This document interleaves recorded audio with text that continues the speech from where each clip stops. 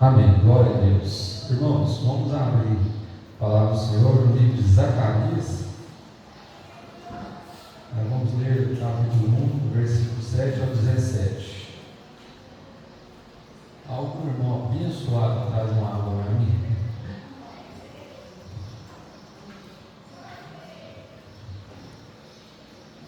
Glória a Deus.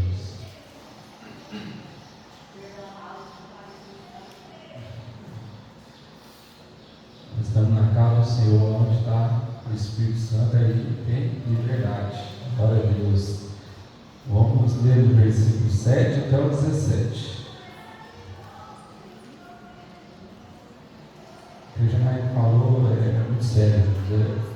Esse dia eu estava meditando, até ministrei aqui uma quarta-feira, a última vez que eu vi, a respeito disso. Porque o apóstolo Paulo, ele pregava e ministrava, e o que ele mais prezava, ele mais se orgulhava de o Evangelho do Senhor estar sendo expandido e pelas amizades que ele tinha.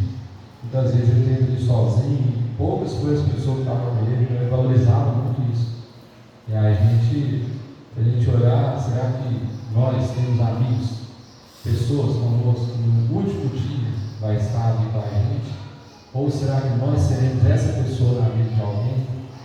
É um grande ensinamento também. Glória a Deus. Vamos ler a palavra do Senhor, depois faremos a oração. Aqui fala da primeira visão de Zacarias. No 24º dia do mês 11º, que é o mês de Sebate, no segundo ano de Davi, veio a palavra do Senhor ao profeta Zacarias, filho de Baraquias, filho de Ido. Tive de noite uma visão, e eis um homem montado num cavalo vermelho, estava parado entre as videiras que havia num vale profundo. Atrás dele se achavam cavalos vermelhos, baios e brancos. Então perguntei: meu senhor, quem são estes? Respondeu-lhe o anjo que estava falando comigo: eu te mostrarei quem são. Então respondeu o homem que estava entre as porteiras e disse: são os que o Senhor tem enviado para percorrer a terra. Eles responderam ao anjo do Senhor que estava entre as porteiras e disseram: nós já percorremos a terra, e eis que toda a terra está agora repousada e tranquila. Então o anjo do Senhor respondeu: ó Senhor dos exércitos, até quando não terás compaixão de Jerusalém e da cidade de Judá, contra as quais estais indignado faz já 70 anos? Respondeu o Senhor com palavras boas, palavras consoladoras ao anjo que falava comigo. E este me disse: clama, assim diz o Senhor dos exércitos, com grande empenho estou zelando por Jerusalém e por Sião, e com grande indignação estou irado contra as nações que vivem confiantes, porque estavam um pouco indignados e elas agravaram o mal. Portanto, assim diz o Senhor: voltei-me para Jerusalém com misericórdia, a minha casa nela será edificada, diz o Senhor dos exércitos, e o cordel será estendido sobre Jerusalém. Clama outra vez, dizendo: assim diz o Senhor dos exércitos, as minhas cidades ainda transbordarão de bens, o Senhor ainda consolará Sião e ainda escolherá a Jerusalém. Glória a Deus. Feche os teus olhos, irmãos, vamos orar ao Senhor. Pai querido, Deus poderoso, aqui estamos nessa manhã diante da tua presença, Pai. Nós te agradecemos, ó Deus, pela saúde que o Senhor nos deste, por essa oportunidade.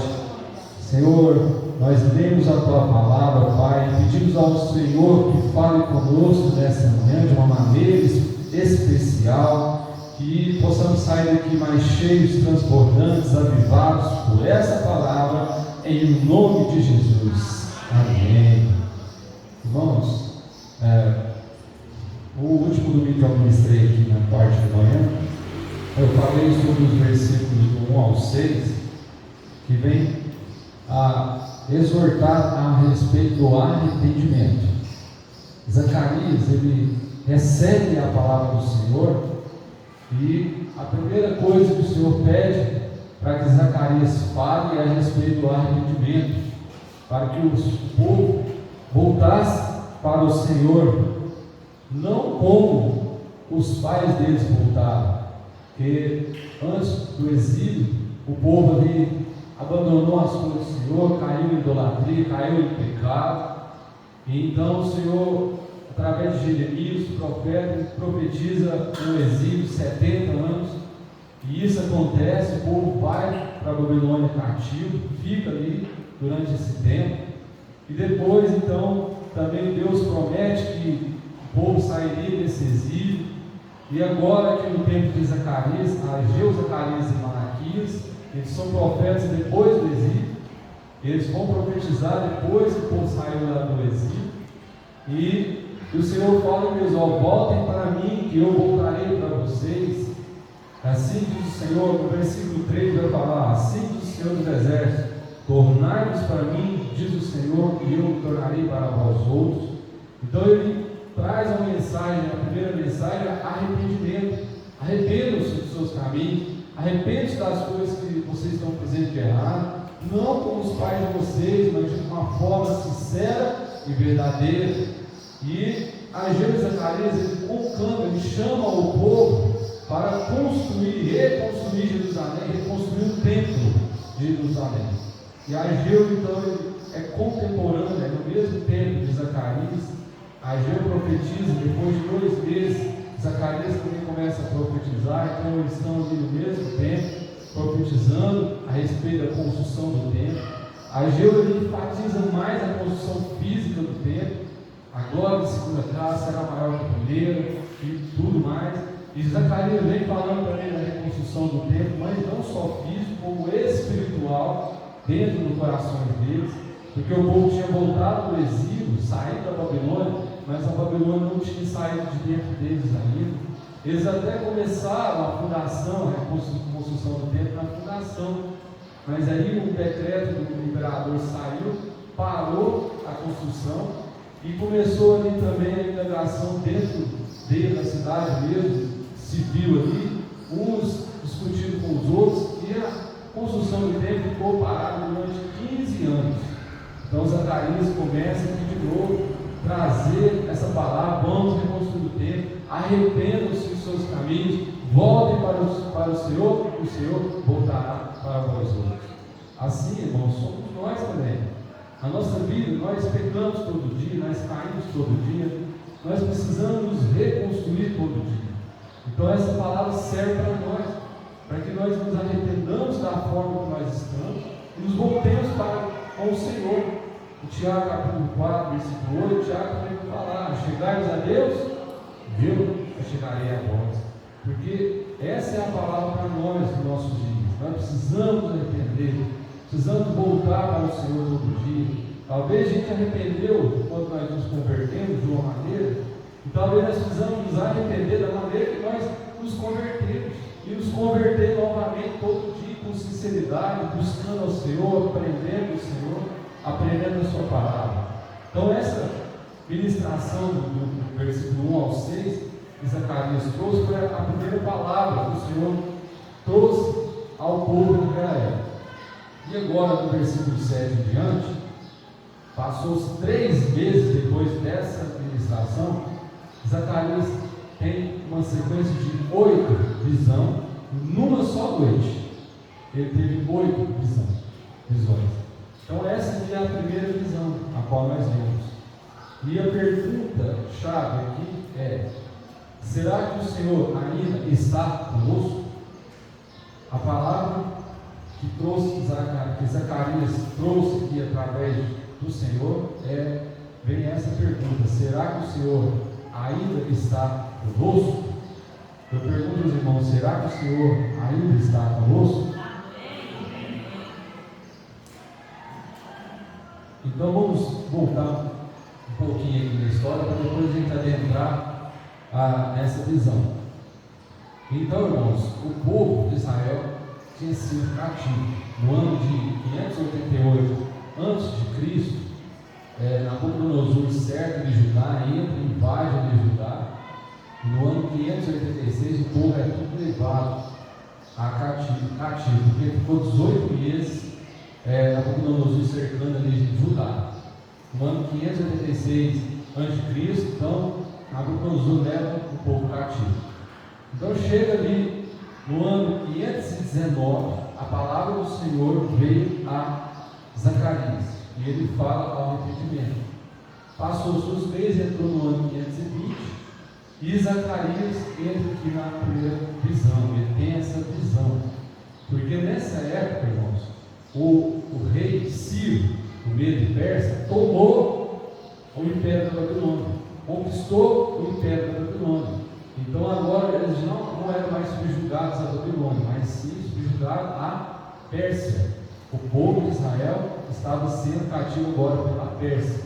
Porém, quando o rei Ciro toma o poder, ele libera o povo voltar para o cativeiro, voltar para Judá, para Jerusalém. Então, nesse tempo já começa a contar o fim do exílio. O povo começa a voltar. Então, é levantado um homem chamado Zorobabel, que era o governador, levantado ali, com mais ou menos 50 mil pessoas. Eles voltam para Judá para poder reconstruir a cidade, o templo e os seus muros. Então levanta Esdras, Neemias depois para reconstruir os muros, e Esdras, e juntamente com Zorobabel. Então eles vão fazer esse trabalho. Porém, como eu já disse, começou o trabalho e parou, por causa de intervenções externas e internas que teve naquela época.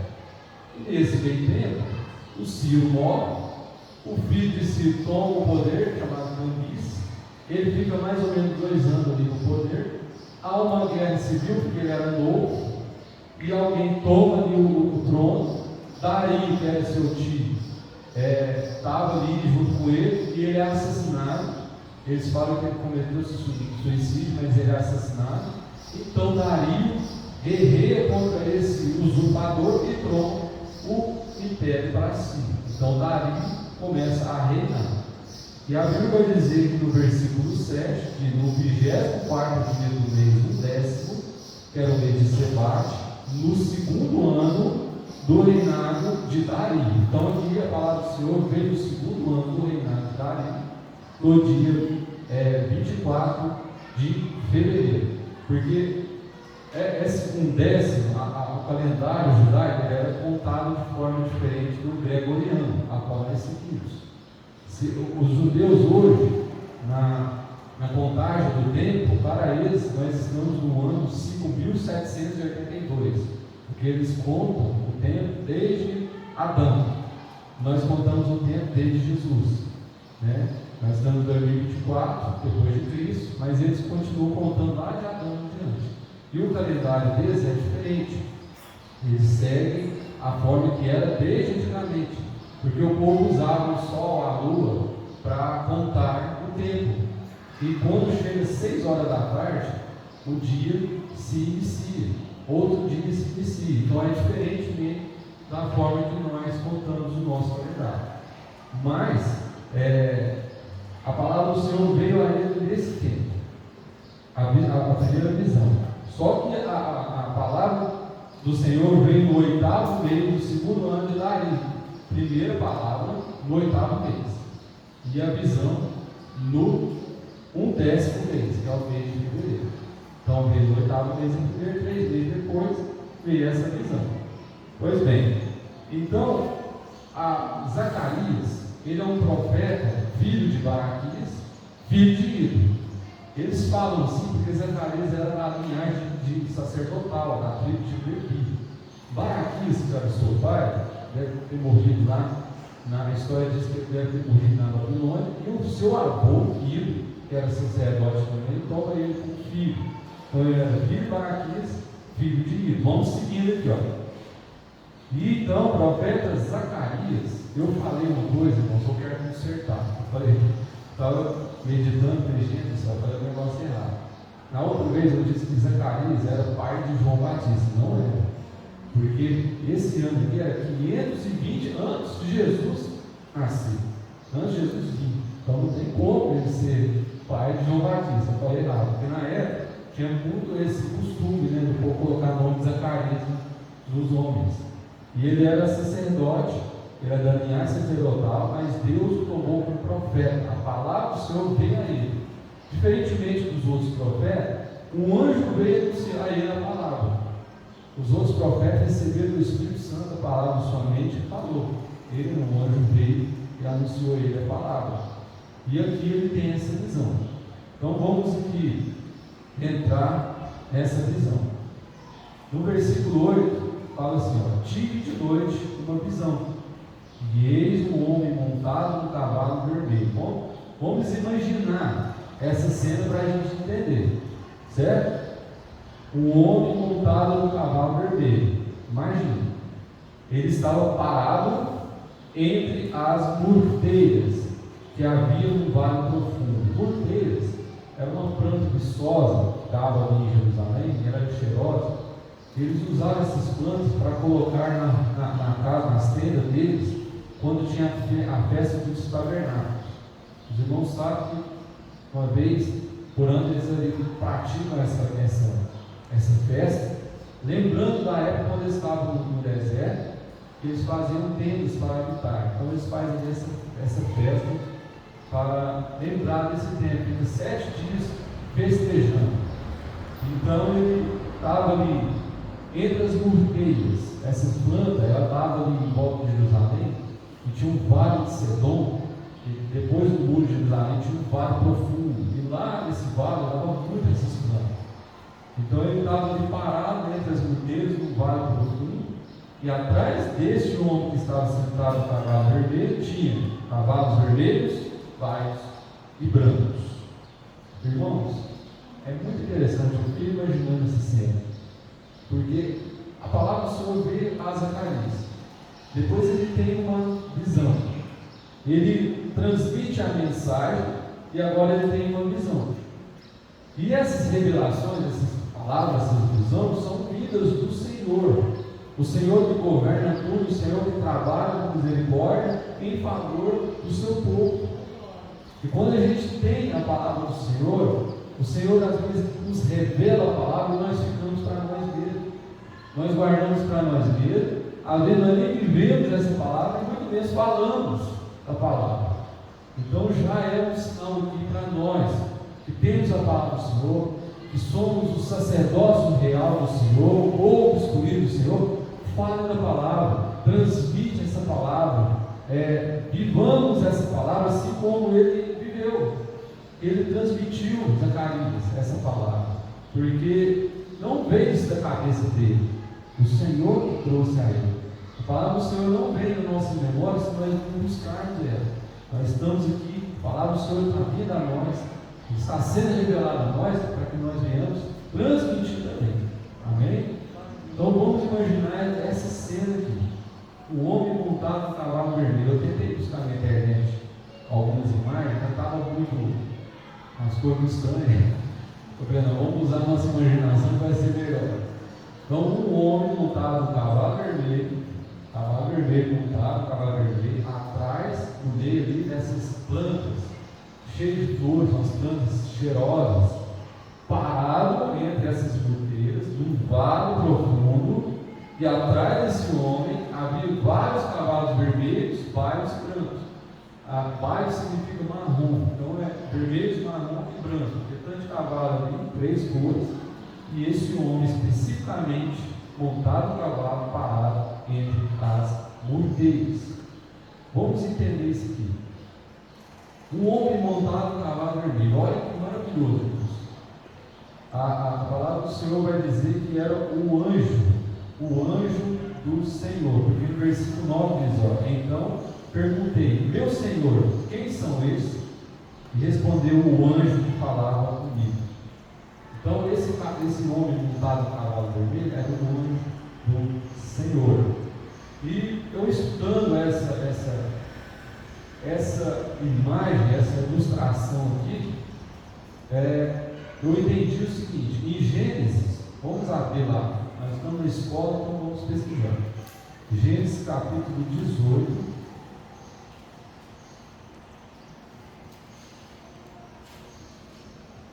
Vamos ler um versículo, vamos ler só o versículo 33. É o último, capítulo 18. Olha o que dizer.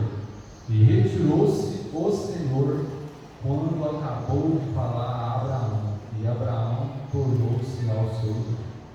Esse capítulo vai contar quando Abraão intercede a Deus pelos homens lá de Sodoma e Gomorra. Voltando aqui nesses versículos, Abraão tem um diálogo com um anjo, e esse anjo é chamado do Senhor, ele chama do Senhor. Então, aqui a gente vê um anjo que ele conversa como fosse o Senhor. Talvez a gente entenda que não é o anjo que é denominado Senhor, porque a palavra é do Senhor, mas aqui especificamente a gente entende que o Senhor, uma pré-encarnação, estava ali com Abraão, conversando com ele. Outro exemplo, Juízes, capítulo 6, vamos lá. Juízes, no capítulo 6, nós vamos ler o versículo 12. Juízes 6, 12. Vamos lá, olha o que diz. Então o anjo do Senhor lhe apareceu e disse: o Senhor é contigo, homem valoroso. Agora, versículo 22. Então viu Gideão que era o anjo do Senhor e disse: ah, Senhor Deus, pois vi o anjo do Senhor face a face. Gideão também teve uma experiência de um contato de um anjo ali junto com ele, falando com ele, dando instruções para ele. Juízes, nós vamos ler no capítulo 20, no versículo 25. Olha aí. Não, 21, Juízes 20, 21. Pode pegar nós.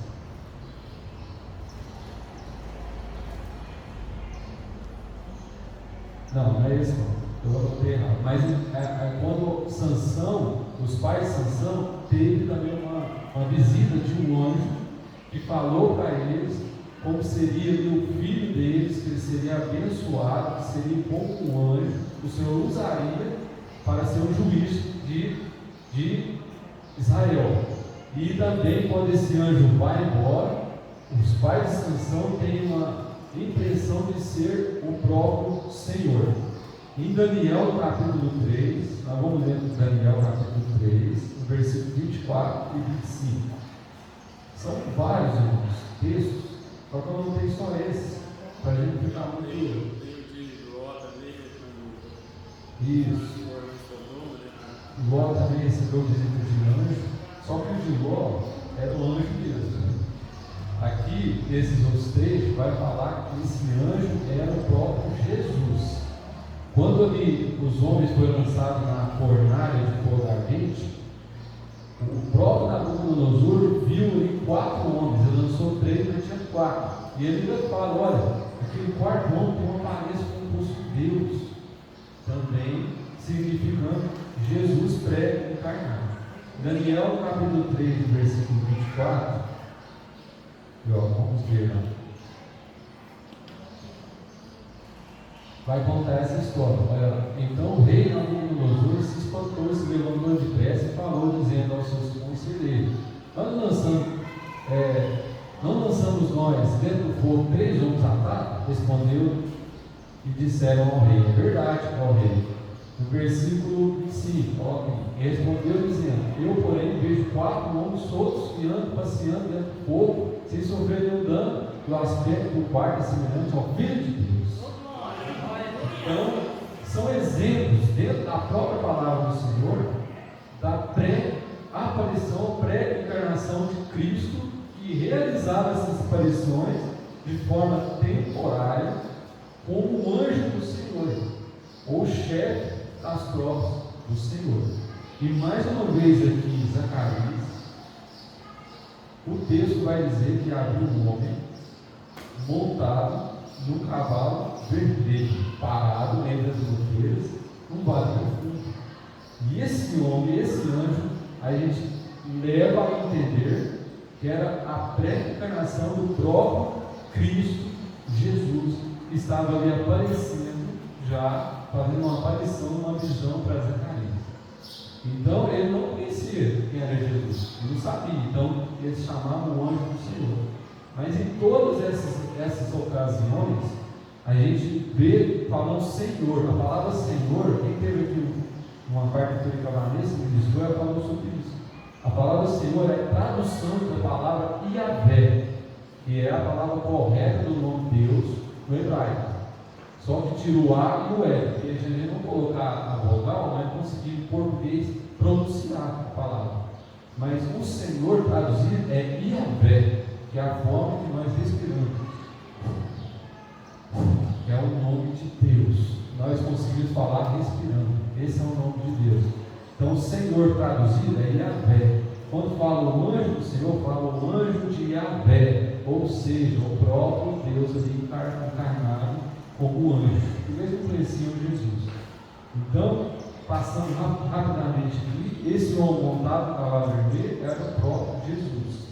Entre as murteiras, parado. Por quê? Parecia um dia tranquilo, parecia um dia calmo, parecia uma cena de paz, né?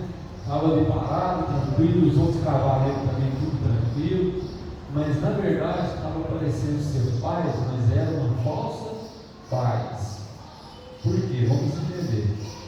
As murteiras eram uma planta, igual eu falei, usada para fazer esses tabernáculos, mas elas lembravam quando o povo saiu do Egito, teve a proteção de Deus, o cuidado de Deus no deserto, porque a tenda protegia eles, né, do sol, do calor escaldante, e essas murteiras então lembravam isso.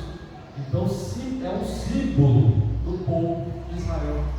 As murteiras significavam o povo de Israel. Então o cavalo vermelho, o homem do cavalo vermelho, significava o próprio Cristo. As murteiras, o próprio povo de Israel. Por eles estarem tudo ali calmo e tranquilo, parecia ser uma paz, mas era uma falsa paz. Então, no vale profundo, significava ali ao redor dos muros de Jerusalém, porque eles não estavam dentro de Jerusalém, porque a cidade estava totalmente destruída. Essa cena acontecia de fora de Jerusalém, porque a cidade estava destruída. Então também traz uma ideia de que o povo precisa reconstruir Jerusalém para que a presença de Deus volte a habitar nela, porque até então não tinha como habitar lá dentro, porque estava destruída. A obra havia sido parada há 15 anos, então mostrando que a cidade estava destruída. Agora Deus foi embora, mas mesmo assim a presença de Deus estava de fora, estava ao redor deles, estava ali cuidando deles. Os cavalos vermelhos, marrons e brancos, paios e brancos ou morenos, era uma espécie de abatedores de Deus. Um povo, os anjos que iam percorrendo a terra, né, para ter ciência e conhecimento daquilo que Deus quer que eles façam, ou que nós façamos. Então esses anjos, esses cavaleiros, mostravam a soberania de Deus sobre a terra, porque o mundo é de Deus, a terra é de Deus, tudo é de Deus. Então tudo pertence a Deus. E esses três cavalos, trazendo o significado, significava a onisciência, a onipotência e a onipresença de Deus trabalhando a seu favor. Então Deus conhece tudo, Deus tem todo o poder, Deus está em todo lugar, porque Ele se faz presente. Quando Ele se manifesta, a gente vê notoriamente, mas se a gente não vê, Ele se faz presente também, porque Ele é conhecido em todo lugar. E quem dá esse significado é o próprio anjo que está conversando com o Zacarias. No versículo 9 ele pergunta, fala: meu Senhor, quem são eles? Aí ele respondeu, o anjo que falava comigo: eu vou te mostrar quem são. No versículo 10, então respondeu o homem que estava entre as murteiras e disse: são os que o Senhor tem enviado para percorrer a terra. Então esses cavaleiros são enviados a percorrer a terra, é o significado deles aqui. Essa é a explicação. Ele pergunta o cristão o que é essa visão e o próprio anjo dá a resposta. Essas visões, irmãos, tem essa ideia, tem esse padrão. Aparece o anjo, ele pergunta e o anjo responde, dá a explicação. São 8 visões que ele teve. A primeira e a 8ª vem falar desses símbolos de cavalos, de cavaleiros. A segunda e a 7ª são ligadas, é tipo uma pirâmide, começa de baixo, vai até chegar em cima. E a 4ª e a 5ª é o elemento central da mensagem que Deus estava querendo passar para o povo naquela época. Então as 8 visões compõem uma mensagem histórica, mostrando Deus agindo na vida do povo de Israel. Mas a primeira visão, ela é a porta de entrada do entendimento da mensagem do Senhor ali. Porque ele estava parado entre as fronteiras e os mensageiros que voltaram deram a notícia que a terra estava tranquila e em paz. Vamos ver o versículo 11, olha o que diz. E eles, aqueles cavaleiros vermelhos, marrons e brancos, respondeu ao Senhor, ó Senhor dos exércitos, respondeu o Senhor que estava entre as fronteiras e disseram, nós percorremos a terra, e eis que toda a terra agora está repousada e tranquila, no versículo 11. Então, irmãos, o Império Assírio e Babilônia conquistaram a cidade de Jerusalém de uma forma muito maldosa, aterrorizante. Mas o Senhor via tudo. Era o Senhor que estava permitindo. Mas foi de uma forma extrema que eles fizeram isso. Agora, parecia que tudo estava tranquilo e em paz. Dario consertou o problema lá na Pérsia, tomou o reino e pacificou a terra. Então, esses batedores do Senhor voltam com a resposta: ó, a terra está tranquila e em paz. Mas o povo continuava no desprezo, na pobreza, as cidades não estavam reconstruídas, os muros derribados, o templo não estava sendo reconstruído. Então havia uma falsa paz. O Senhor não queria aquilo. Porém, a sua palavra era que eles ficariam 70 anos no cativeiro. E chegou o fim desse tempo. E quando chega o fim desse tempo, parecia que a terra estava tranquila e paz, porém, a palavra do Senhor era bela para se cumprir. Mesmo tendo conquistado tudo, estava ali tranquilo e paz, isso não era a vontade de Deus. O Senhor não queria que estivesse assim. O Senhor queria que o povo se levantasse, reconstruísse o templo, reconstruísse a cidade, reconstruísse os muros, e estava tudo tranquilo e paz. Mas não era isso que o Senhor queria. O povo tinha reconstruído suas casas, mas o templo do Senhor estava abandonado, o culto estava parado, a adoração estava parada, não estava acontecendo, a glória do Senhor não estava sendo manifestada no templo. E o Senhor não queria essa paz, é uma falsa paz. Então, veio o versículo 12: e respondeu o anjo do Senhor: ó Senhor dos exércitos, até quando não terás compaixão de Jerusalém, da cidade de Judá, contra as quais estás indignado faz 70 anos? Teve uma intercessão do anjo. Esse anjo faz uma oração poderosa, imponente, para o próprio Deus, intercedendo por quem? Jerusalém, que estava destruído, estava totalmente ali, a construção parada, havia uma falsa paz, que o mundo estava ali implantando. Não é assim que parece que está acontecendo no nosso dia hoje, irmãos? A gente olha para a igreja do Senhor, o nosso tempo, quando nós estamos vendo aqui no Brasil, parece que está tudo tranquilo e paz. O governo está aí, parece que pacificou algumas coisas, o povo se esquece de interrogar e tentar implantar o reino de Deus, parece que está tudo tranquilo. As igrejas estão tudo tranquilo, tudo em paz. Mas a palavra do Senhor, ela vela para se cumprir. Enquanto nós não tivermos essa paz, quando nós não nos levantarmos com indignação contra as malícias que o mundo está implantando, vai continuar dando forma. E Deus não quer isso.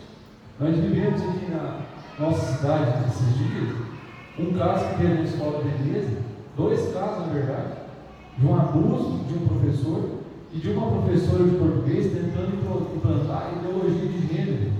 Mas os pais se levantaram, os que são cristãos, e lutaram contra isso, e essa ideologia não pôde ser pregada por essa professora. Então, irmãos, nós temos que lutar com as armas espirituais também.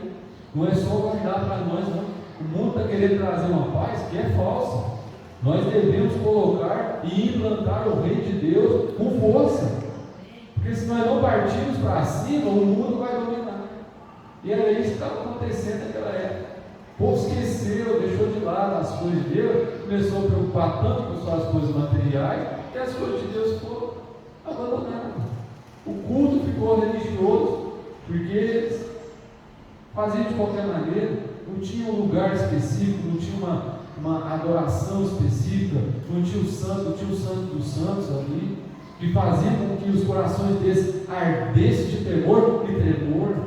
Então nós temos que ter esse cuidado de partir para cima com autoridade, usando a palavra de Deus, vivendo a palavra de Deus, falando a palavra de Deus, sendo exemplo das coisas de Deus, para que o mundo não se acomode, para que o mundo entenda que na nossa geração há um povo que ainda vela para a sua palavra, por sua palavra, há um povo que se levanta ainda contra os principados e potestades, há um povo que ainda levanta contra as ordens da maldade, há um povo que se levanta com autoridade e diz: nós vamos construir o templo, nós vamos glorificar o nome do Senhor aqui nessa terra. Há um povo que levanta contra essa falsa paz que o mundo quer dar. É nós que temos que fazer isso, através da palavra. Mas agora no versículo 12, o anjo levanta ali uma intercessão. Em João capítulo 8, versículo 28, olha para nós. João vai dizer aqui, se tratando agora de Jesus, que Jesus nos revela a Deus como Pai. Olha o que diz aqui. Disse depois Jesus: quando levantardes o Filho do Homem, então conhecereis quem eu sou, e que nada faço por mim mesmo, mas estas coisas falo como meu Pai me ensinou. Então Jesus agora vai nos revelar a Deus como Pai. Meu Pai me ensinou, eu falo como meu Pai me ensinou. Jesus, Ele é um mensageiro de Deus. Jesus, Ele intercede por nós em João 17, na oração sacerdotal. Ele intercede pelo povo, Ele ora, Ele vela pelo povo. E Ele, pré-encarnado aqui como nosso representante, Ele clama ao Senhor, no versículo 12: ó Senhor dos exércitos, até quando não terás compaixão de Jerusalém? Ele clama a Deus por Jerusalém. Quem tem autoridade para falar com Deus dessa maneira? Senão o próprio Filho, senão o próprio Cristo, que toca o coração do Pai. Jesus, como mensageiro, como representante nosso, como um homem montado no cavalo vermelho, Ele representa a humanidade. Ele é o mediador entre Deus e entre os homens. O único que pode fazer isso é o próprio Jesus, o mensageiro, o defensor nosso, o nosso advogado, aquele que roga ao Pai por nós. E Ele comanda os exércitos dos céus. Em Mateus 26, versículo 53, quando foram prender Jesus, Ele fala: Pedro levanta a espada, tira a orelha do mal, fala: fica tranquilo, vai lá, querido. Tu pensas que se eu não poderia agora orar ao meu Pai e Ele não me daria mais de 12 legiões de anjos? Ele é o comandante dos exércitos de Deus. Esse homem montado no cavalo vermelho, ele era o representante nosso, como homem, mediador de Deus e dos homens, mas ele era o comandante também, porque havia vários cavalos vermelhos, vários e brancos atrás dele. Ele comandava, ele era o comandante, ele é o comandante. Ele pede, ele intercede por nós. E ele é o mesmo que João viu lá no início do Apocalipse. João caiu como morto. porque é o próprio Cristo, é o próprio Deus. Jesus é o anjo intercessor, o anjo intérprete, o mediador, aqui nessa visão.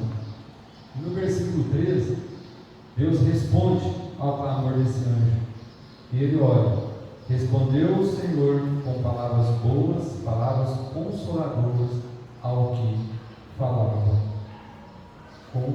comigo.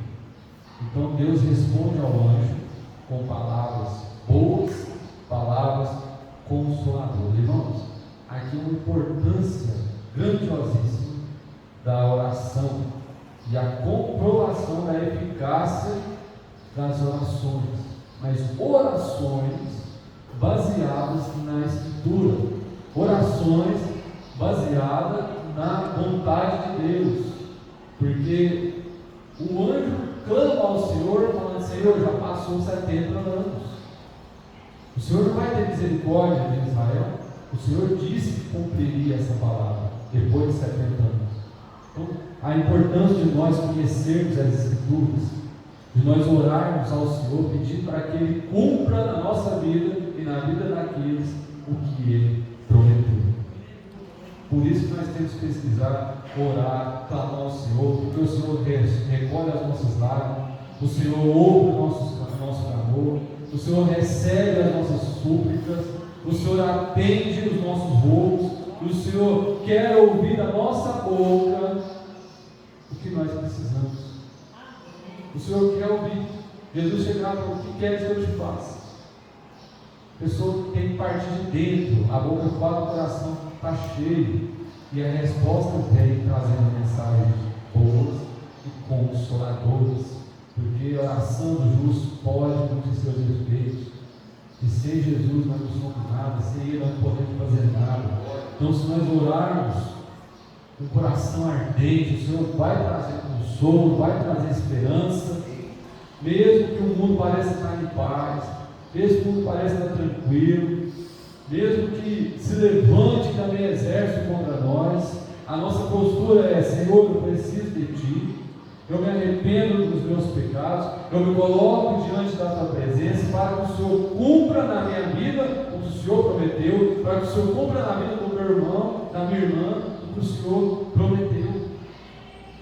E será que a gente tem feito isso? No versículo 14, vamos andar mais um pouquinho. E este me disse: clama, assim diz o Senhor dos Exércitos, com grande empenho, eu estou zelando por Jerusalém, por Sião. Clamar com empenho é continuar clamando. Está vendo a resposta? Continue clamando. Não veio ainda a solução? Continue clamando, continue empenhado. Uma hora o Senhor vai cumprir, porque Ele vela, Ele está zelando por Sião e por Jerusalém. Ele zela por nós, Ele olha para nós, Ele vê nossas vidas, Ele é onisciente, onipotente, onipresente. O Senhor está em todo lugar. Se nós não voltarmos para Ele, Ele vai voltar para nós outros. Então a gente tem que clamar, uma postura de oração. Às vezes o Senhor vai trabalhar com a disciplina na nossa vida, vai acontecer momentos de sabor na nossa vida, mas Ele é um Deus amoroso, Ele é um Deus poderoso, tremendo, mas Ele é amor. Ele trouxe ali o exílio para Jerusalém para que o povo também voltasse para Ele, porque o povo tinha abandonado Ele, o povo tinha pecado, as nações tinham, Jerusalém tinha caído no pecado, que as nações também caem. Então Deus usa as próprias nações para trazer juízo para Jerusalém. Mas aí vem o clamor desse anjo, e o Senhor ainda diz: clama com grande empenho, porque eu estou zelando por vocês. E agora no versículo 15 vem a indignação: e com grande indignação estou irado contra as nações que vivem em confiança, porque eu estava um pouco indignado e elas agravaram o mal. Olha só que interessante. O povo pecou. Deus usa as nações persas e Babilônia para trazer juízo para o povo, mas eles foram carrascos demais, eles maltrataram demais Jerusalém. Deus estava um pouco indignado com o povo, mas eles foram ali e agravaram o mal. Agora Deus ira contra essas nações que se levantaram contra Jerusalém. E ele agora fica indignado, porque o clamor do anjo mexeu ali no coração de Deus, e o Senhor agora dá uma resposta para o povo de Israel. E essas nações que vivem confiantes, irmãos, às vezes a gente vê as pessoas do mundo, eles estão confiantes, estão ali cheios de coisas boas, felizes, tranquilos, e nós às vezes no pelejo, conseguindo as coisas, dificuldade e tal. Mas, irmãos, essas alegrias de bem são temporárias, são passageiras. Essas felicidades, essas confianças que conquistam com as coisas desse mundo, não é nada diante da alegria que o Senhor tem para nós. Então, quando a gente vê falando assim, as nações vivem confiantes, o Senhor está vendo também. A hora que Ele quiser trazer juízo, Ele pode trazer. Então, essa felicidade que o mundo tem é passageiro e não vale nada.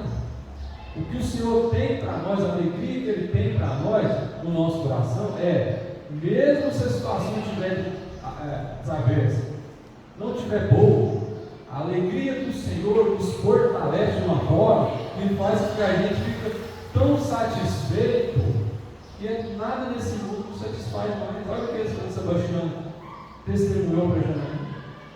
Então ela ficou feliz, alegre, por aquele tempo que ela teve ali com eles. Essa alegria que o Senhor quer trazer para nós, essa alegria que o Senhor quer trazer para a humanidade, não essas coisas que o mundo dá, mas a alegria que o Senhor tem para nós. No versículo 16 ele diz: olha, assim diz o Senhor, voltei para Jerusalém com misericórdia, a minha casa nela será edificada. Então, irmãos, a base do Senhor é a misericórdia. O Senhor trabalha com misericórdia, porque a gente não é só consumido por causa da misericórdia de Deus. A gente perde toda hora, a gente erra toda hora. Então, o resultado da misericórdia de Deus é o perdão. O perdão é o resultado da misericórdia. Então, a misericórdia se une com o perdão e traz o resultado, a misericórdia de Deus. Então, todas as manhãs que nós levantamos, é o Senhor trazendo a misericórdia da nossa vida, é o Senhor renovando a nossa vida, é o Senhor nos dando mais uma oportunidade de viver, de ser aquilo que o Senhor quer que seja. E o tempo, então, que diz na parte B: a minha casa será edificada, diz o Senhor dos Exércitos, e o cordel será estendido sobre Jerusalém. Então, aqui ele promete que o templo estava paralisado, seria então reconstruído.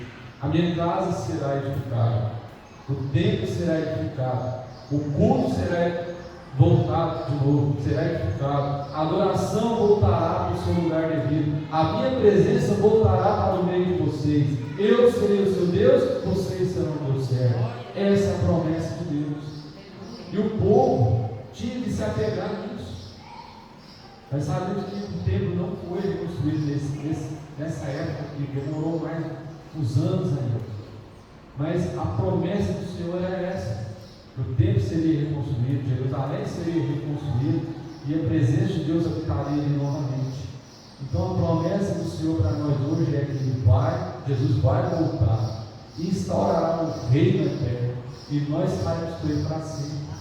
Então nós devemos apegar nessa promessa que o Messias virá e nos preparar. O templo agora somos nós, nos reconstruir todo dia, fazer com que a presença do Senhor habite em nós, para que quando Ele voltar, Ele habite em nós para todos sempre, e nós devemos estar com Ele também para todos sempre. E é interessante, irmãos, que quando eu meditava nesse texto, o Senhor falou muito comigo, porque Deus garante a sua aliança, Ele garante para nós as suas promessas. Através da palavra de Deus, a gente entende que Ele prevalecerá, o consolo do Senhor vai vir, haverá um tempo que nós estaremos todos juntos ali, glorificando glorificando ao Senhor de uma maneira gloriosa. E a eleição de Deus para o povo é essa: a gente crê em Jesus Cristo como Filho de Deus, aceitarmos a Ele como nosso Salvador, nós teremos parte nisso. Então Deus nos elegeu dele antes da fundação do mundo, predestinou cada um de nós, fez um plano para que nós estejamos com Ele para sempre. Olha só o que diz no versículo 17 para terminar. Clama outra vez dizendo: assim diz o Senhor dos Exércitos, as minhas cidades ainda transbordarão de bens, o Senhor ainda consolará Sião e ainda escolherá Jerusalém. Não é que ele tinha deixado de escolher Jerusalém, mas que ele vai fazer isso de uma forma gloriosa agora. O templo será reconstruído, agora a segunda casa será maior que a primeira. Então nós temos a palavra do Senhor, temos que tomar essa posse disso, dizendo que o Senhor está conosco, que o Senhor está olhando por nós, Ele olha por nós. A onisciência, a onipotência, a onipresença de Deus está trabalhando em seu favor. Ele é o Deus Criador, Ele é o nosso Senhor, Ele é a nossa respiração, Ele é o nosso Deus. E eu pergunto a você mais uma vez, nessa manhã: será que Deus ainda está conosco? Amém. Eu deixo para vocês responderem, porque muitas vezes, irmãos, as dúvidas tomam o nosso coração. A característica do ateísmo, do ateu, é duvidar de tudo. Muitas vezes a gente toma essas características para nós, começando a duvidar das promessas, começando a duvidar se o Senhor está conosco. Vem dúvidas no nosso coração. É essa visão aqui de Zacarias, a primeira visão, para trazê-lo para o povo, dizendo: olha, eu estou convosco, eu não abandonei você, não estou dentro da cidade, mas estou aqui perto, eu estou convosco, reconstruo o templo para que eu possa habitar.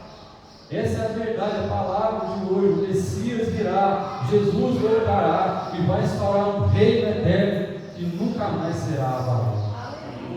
Então, na próxima vez, a gente vai estudar a segunda visão. E esses anjos aqui, esse cavaleiro, é diferente do Apocalipse. O Apocalipse, ele vai para os cavaleiros, os 4 cavaleiros, vai trazer juízo aqui. Esses 3 cavaleiros aqui estavam especificando os mensageiros, os batedores de Deus que andam sobre a terra, vasculhando tudo, fazendo a vontade de Deus, ou seja, a onisciência, a onipotência e a onipresença de Deus, trabalhando para Deus. Amém? Então essa é a palavra dessa manhã. Os irmãos guardem o coração de vocês, que o Senhor continue falando conosco. Vamos orar ao Senhor. Você levante, coloque o pé.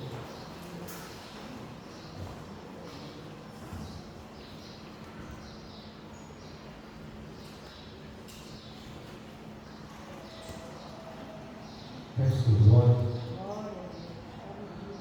Senhor nosso Deus e Pai, nós te glorificamos mais uma vez nessa manhã, Senhor.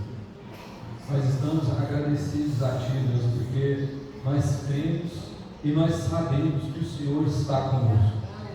Independente das situações que nós estivermos vivendo, nós confiamos em Ti, Pai. Nós cremos em Ti e sabemos que o Senhor não vai nos abandonar. Deus, perdoa, Pai, as vezes que nós erramos contra Ti, porque nós erramos, nós somos falhos, nós apresentamos a Ti, Pai, nossas dívidas, nossas dúvidas também, nós colocamos diante do Senhor e entregamos nossa vida a Ti, Pai, nos derramamos nessa manhã diante do Senhor e dizemos: Pai, nós erramos, nós nos arrependemos disso, Pai, e nós clamamos ao Senhor: olha por nós, Pai, olha por nós com olhar de misericórdia.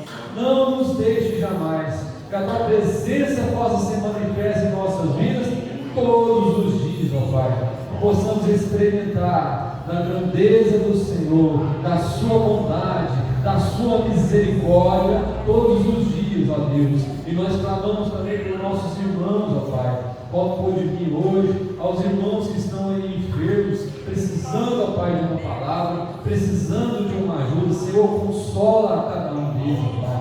Vai com a Tua palavra, vai com a Tua presença na casa de cada um, ó família de cada um aqui representada, na família da tua igreja, toca, Pai, traz-nos para perto de Ti. Nós clamamos ao Senhor em nome de Jesus, te agradecemos. Amém. Glória a Deus. O Senhor abençoe cada um de vocês nessa manhã, graça e paz. Então, até mais volta.